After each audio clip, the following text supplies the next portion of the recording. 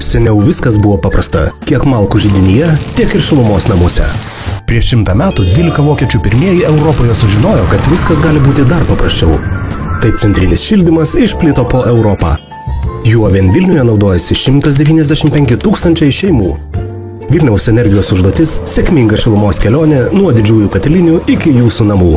Negalime nuvilti šių žmonių, todėl taikome tarptautinę patirtį, kuri užtikrina kokybišką darbą.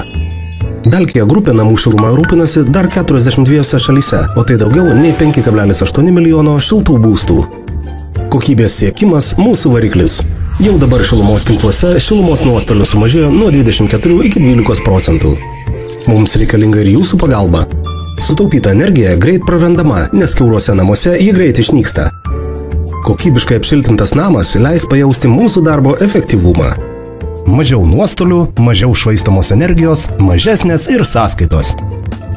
Kaip atsiranda suma jose?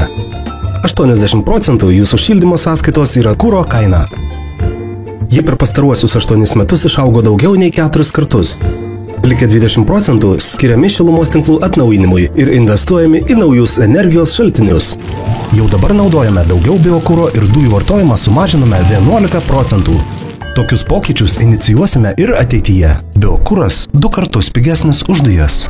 Daugiau biokuro, mažesnės sąskaitos. Vilniaus energija.